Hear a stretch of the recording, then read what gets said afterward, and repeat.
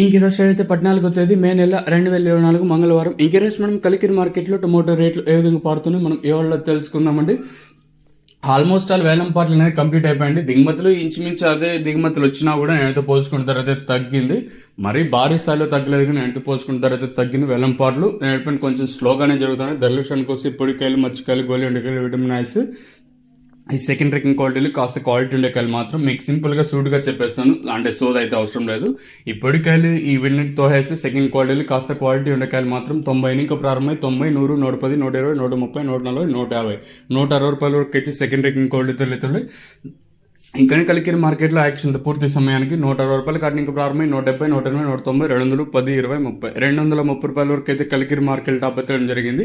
నిన్న 260, 250 super top అయితే, ఈ రోజు సూపర్ టాప్ 220, 230 అండి.